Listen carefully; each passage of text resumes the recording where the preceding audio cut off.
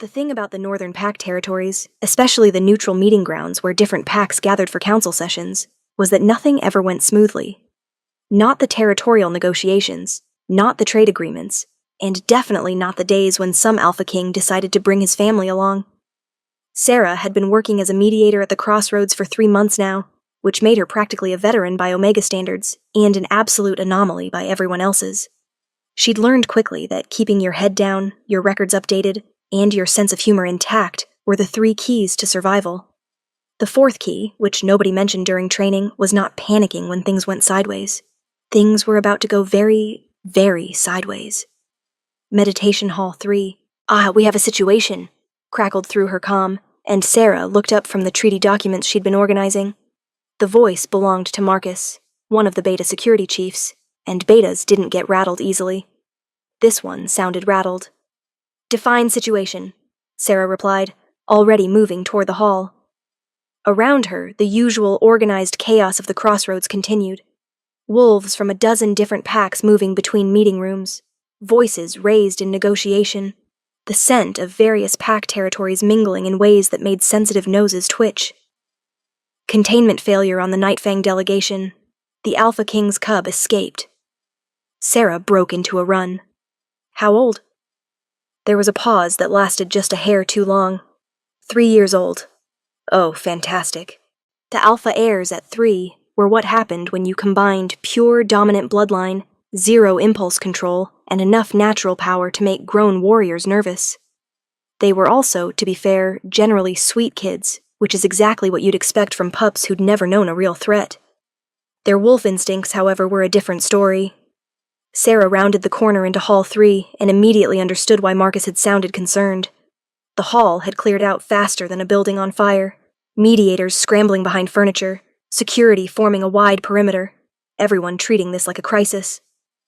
In the center of the chaos, near the Nightfang delegation's private chamber, with its door hanging open at an unfortunate angle, was the cause of all this panic.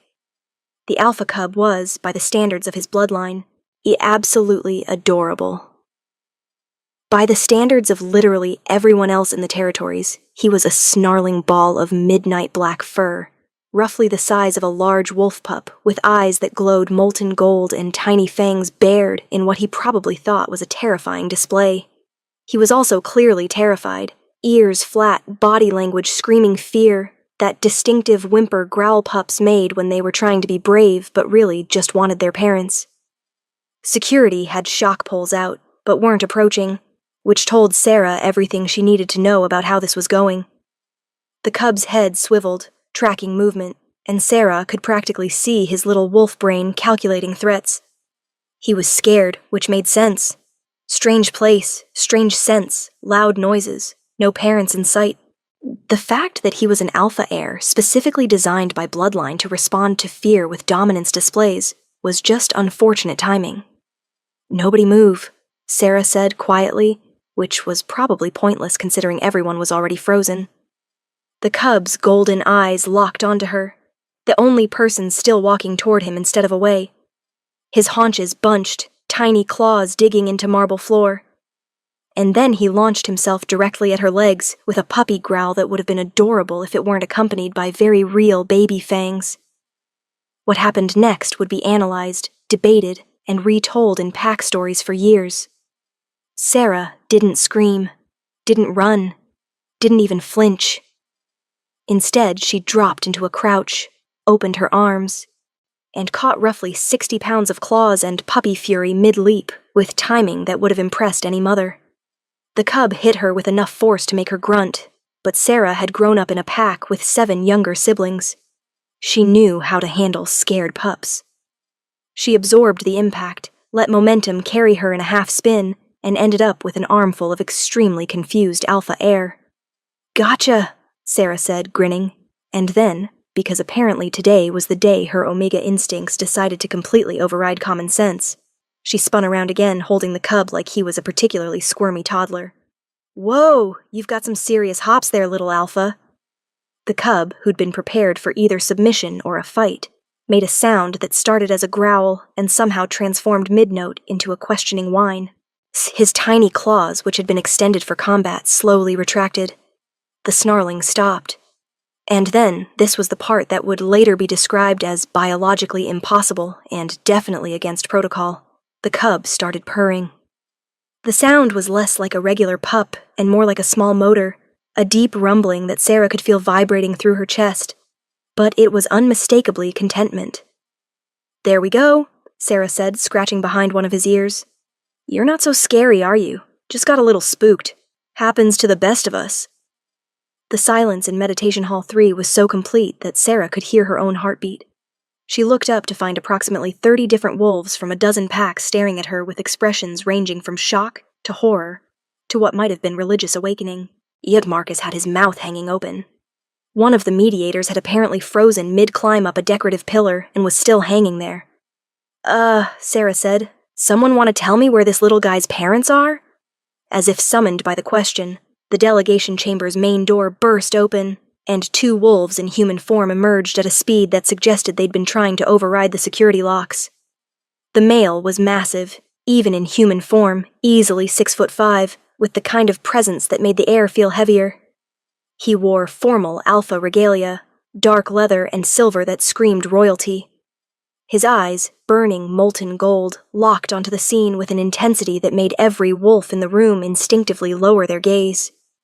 The female beside him was slightly smaller, but moved with deadly grace, in her expression cycling through panic, relief, and something that looked like she was reconsidering every life choice that had led to this moment. They were also both radiating the kind of parental terror that transcended rank.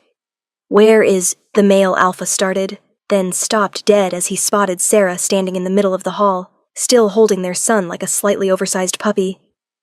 The cub, hearing his father's voice, perked up and made a happy yipping sound that was absolutely at odds with the fact that he could probably bite through bone if he wanted to.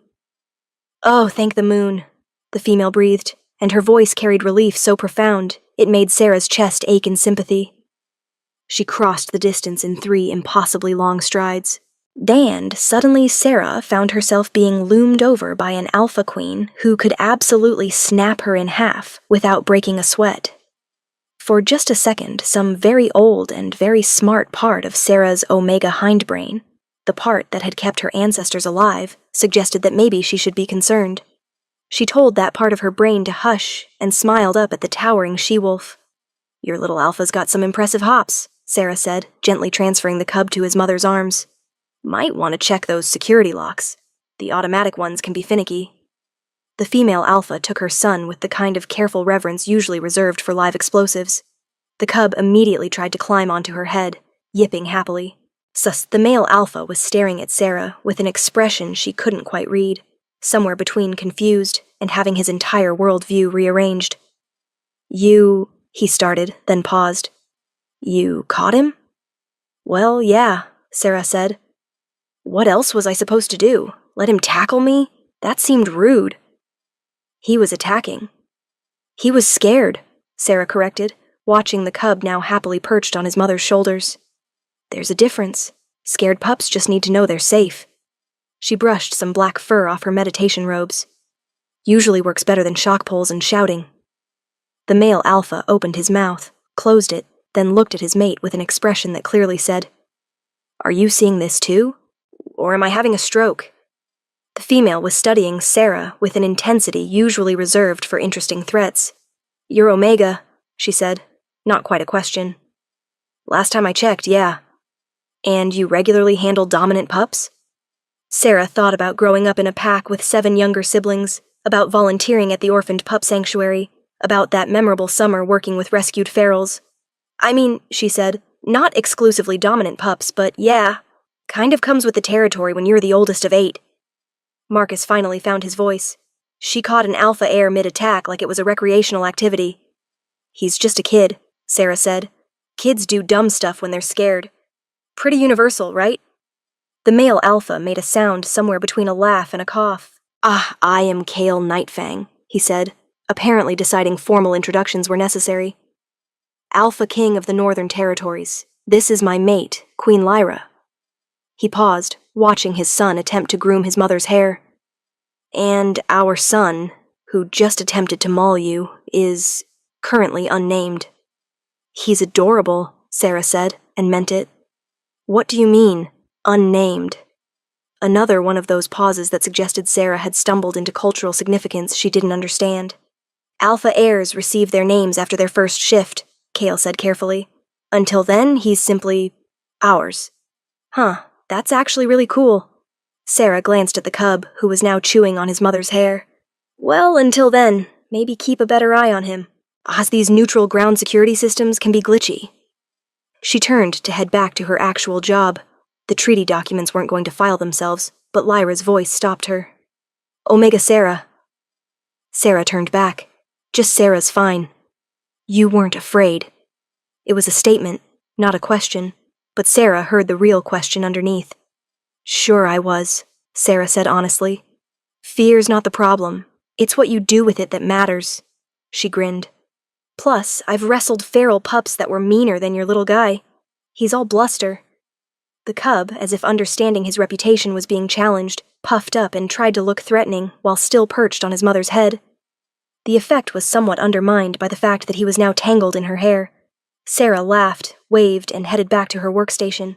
At behind her, she left a hall full of stunned wolves and one very confused royal family. It would be another hour before someone thought to check the security footage. By the time the footage spread through the pack networks, showing an Omega catching an Alpha King's heir mid-leap, spinning around while laughing, then handing him back like she was returning borrowed property, Sarah's life was about to get very, very complicated. Because sometimes the most dangerous thing you can do in the territories isn't fighting alphas, it's treating them like they're not terrifying at all. The video hit the pack networks like wildfire. Within 6 hours, Sarah's impromptu pup wrangling had been viewed 3 million times across 18 different territorial feeds. By the time she finished her shift and stumbled back to her quarters, she had 86 messages waiting. Interview requests, commentary from pack historians she'd never heard of. At least a dozen messages her translator marked as cultural context unclear, possibly mating proposals. What the hell? She muttered, scrolling through increasingly frantic notifications. The next morning, she found out exactly what had happened when she walked into her supervisor's office and found not her supervisor, but the Crossroads diplomatic liaison, a harried-looking beta named Vex. You're famous, he said without preamble. I'm what now? Vex pulled up a holographic display, and there it was. Sarah, frozen mid-spin, holding what the caption described as Alpha King heir, Nightfang bloodline.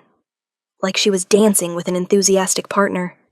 The view counter was climbing so fast the numbers blurred. Oh, Sarah said. Oh no. Oh yes, Vex replied. The Nightfang Embassy has received 300 requests for comment. The Omega Rights Council wants to study you. And someone from the Silverfang Collective called you either insane or the most dangerous Omega in known territories. He paused, which is apparently a compliment. Sarah sat down heavily. I just didn't want the pup to get hurt. You caught an attacking alpha heir mid-leap and laughed about it, Vex said, something like awe in his voice. Do you understand what that looks like to packs who've spent centuries maintaining strict rank protocols? Before Sarah could answer, her comm chimed with an incoming priority message. The sender ID made Vex's eyes widen. Ag Alpha King Kyle Nightfang. The message was brief. Omega Sarah. My family would be honored if you would join us for private dinner this evening.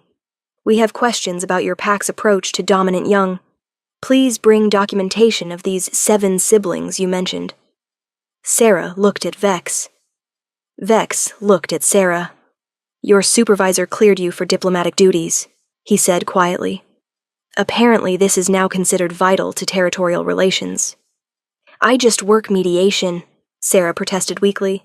You worked mediation, Vex corrected. Now you're apparently an ambassador to every alpha who has pups. 6 hours later, Sarah found herself in the Crossroads Royal Quarter, wearing her nicest clothes, which wasn't saying much, carrying a tablet loaded with pictures from home. Pictures of her chaotic pack house, 7 younger siblings in various states of mischief. That time, her baby brother shifted for the first time and got stuck halfway. The rescued feral pups her mother somehow always ended up fostering. Alpha King Kyle opened the door personally, and Sarah's breath caught, because seeing him in formal delegation mode was one thing. Seeing him in casual evening clothes, with that burning gold gaze focused entirely on her, was something else entirely. He was overwhelming, in the best and most terrifying way. "Welcome," Kyle said, his voice like whiskey and smoke. "I should warn you, word spread quickly about our invitation. Several other alphas requested to attend." He paused, something that might have been amusement flickering in those molten eyes. This might be a long night. Sarah took a deep breath and stepped inside. He has absolutely no idea that by the end of the evening she'd have accidentally challenged 3 Alpha Kings to a dominance display, impressed 2 warrior queens, and somehow ended up agreeing to help Kale with his son's training. But that, as they say, was a problem for future Sarah. The dining room was less a room and more a carefully orchestrated exercise in territorial diplomacy, which meant it looked like someone had tried to accommodate 6 different alpha bloodlines, and mostly succeeded. Sarah counted 9 wolves around the table, and every single one of them was staring at her like she was either a fascinating anomaly or had just grown a second head. "Right," she said, settling into her chair between Kyle and Lyra. "So, this is happening. Kyle, you know, who smelled like pine and winter storms and something uniquely him that made Sarah's Omega instincts do complicated things, gestured around the table. Allow me to make introductions." To Sarah's left was Alpha Thorn of the Eastern Ranges, grizzled, battle-scarred, looking at her like she was a puzzle he couldn't solve. Beside him, Alpha Queen Mira of the Coastal Packs, elegant and sharp-eyed, and to her right, directly across from Kale, was Battlemaster Ronin of the Warrior Clans, 6'6" of pure muscle, with scars that told stories and eyes that evaluated her like she was a combat scenario. "So," Mira said, her voice melodic but carrying authority, "is it true that Omegas in your pack regularly handle dominant pups?" Sarah pulled out her tablet. "Oh yeah, super common. Here, still let me show you." She pulled up pictures of pack gatherings, of her mother wrangling multiple shifted pups at once, of Sarah herself at 16, bottle-feeding 3 orphaned alpha pups whose parents had died in a rogue attack. "We don't really separate by rank when it comes to pup care," Sarah explained. "Everyone helps raise the young. It's just how packs work where I'm from." The silence that followed suggested that no, actually, that was not how most packs worked. "Fascinating," Thorn rumbled. "The Eastern Ranges maintain strict rank-based childcare. Alphas train alpha pups. The concept of an Omega handling dominant young is dangerous," Ronan finished. His voice was like gravel. "Or it should be." "Should be," Sarah agreed. "But pups are pups. They respond to confidence and calm. Not rank." She swiped to another picture, herself at 19, covered in mud, grinning while 3 massive alpha teenagers play-wrestled around her. "These are my younger brothers," she said. "All alphas, all complete disasters at that age. But they listened to me because I was the one who made sure they ate and didn't kill each other." Kale, who'd been watching her intently, leaned closer. "And they accepted your authority?" "I mean, they tried challenging me exactly once each." Sarah grinned at the memory. "Then they learned that rank doesn't mean much when your big sister knows all your embarrassing secrets and controls the snack cabinet." Lyra laughed. Actually laughed, and the sound broke some of the tension in the room. "I like her," the Queen announced. "Kyle, we're keeping her." Sarah blinked. "Keeping me?" "As a consultant," Kale said smoothly, but his eyes held heat that had nothing to do with professional interest. "Our son clearly responds to you, and I find myself curious about your methods." The way he said curious made Sarah's skin tingle. "I'm just a mediator," she protested. "You caught my heir mid-attack and made him purr," Kale said, voice dropping lower. "That's not just anything." Around the table, knowing looks were being exchanged, but it was Ronan who voiced what everyone was clearly thinking. "You realize what this looks like, don't you?" What looks like?" Sarah asked. "An Omega who can handle an Alpha King's heir without submission or fear," Ronan said. "Who treats dominance like it's irrelevant." He smiled, showing teeth. "You just became the most eligible Omega in 3 territories." Sarah's eyes went wide. "I'm sorry, what?" But Kale's expression had gone carefully neutral, which somehow made him even more intimidating. Ronan, he said quietly, is not wrong. His golden eyes locked with Sarah's. Though I would appreciate if the rest of the territories remembered that my family extended this dinner invitation first. The possessive edge in his tone made something in Sarah's chest flutter. I'm just here to, she floundered.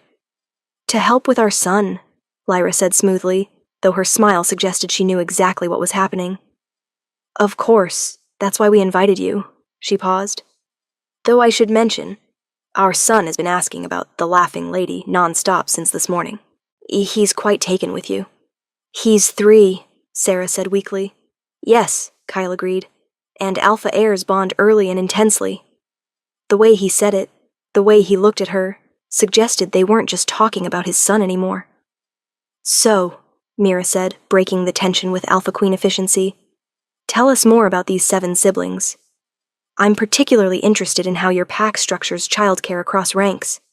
The dinner lasted 4 hours.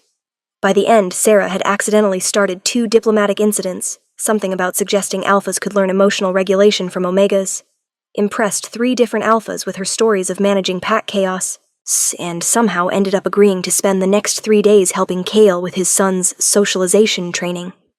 When she finally stumbled back toward her quarters, her comm buzzed. Lieutenant Bo, the only other mediator from her home pack currently at the crossroads, sounded frantic. Please tell me you didn't just agree to private training sessions with Alpha King Nightfang. How did you already know about that? Sarah, everyone knows. It's been on the territorial feeds for 20 minutes. They're taking bets on how long before he claims you. Claims Bo, it's just pup training. Right, and the way he looked at you in that footage is just professional interest. Bo's sigh was long-suffering. You're going to give every Omega in 3 territories hope, and every Alpha a heart attack. I'm just being myself. I know. That's what's terrifying. 3 days later, Sarah stood in Nightfang's private training grounds, watching a 3-year-old Alpha heir attempt to shift for the 20th time and end up as a confused ball of half-fur, half-skin chaos. And behind her, close enough that she could feel his body heat, Kale Nightfang observed with an intensity that had nothing to do with his son's progress. You're staring, Sarah said without turning around. I'm observing, Kale corrected, voice rumbling through her bones. There's a difference. Uh-huh. A pause, then quieter. You're not what I expected. What did you expect? An Omega who submitted, who followed protocol, who was afraid of you. Another pause. Yes. Sarah finally turned to face him, and found herself nearly chest to chest with an Alpha King whose eyes were burning molten gold. I grew up in a pack with 7 Alpha's siblings, she said softly. Fear doesn't keep you safe. Understanding does. And do you understand me, Omega Sarah? The way he said her name, like a prayer and a challenge combined, made her breath catch. I'm starting to, she whispered. Kale's hand came up, stopping just short of touching her face. May I? The fact that he asked, that an Alpha King asked, made something in Sarah's chest crack open. Yes. His fingers brushed her cheek and Sarah shivered at the contact. My son isn't the only one who's been asking about you, Kyle murmured. I find myself distracted. Is that so? Dangerously so. Behind them, the cub yipped triumphantly. He'd finally managed a full shift, yet neither of them looked away. Have dinner with me, Kale said. Just the 2 of us. No diplomatic pretense. That sounds suspiciously like a date. Would that be so terrible? Sarah thought about protocols, about rank differences, about every reason this was probably a terrible idea.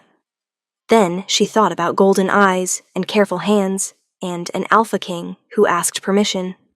No, she said. Not terrible at all. Kale's smile was devastating, and somewhere in the territories, the betting pools went absolutely insane. Because the Omega who caught an Alpha heir mid-leap while laughing had just caught something far more dangerous. The attention of a king who was learning that sometimes the strongest wolves were the ones who never needed to prove it, and that love, like catching scared pups, was all about timing. Trust and knowing when to hold on tight.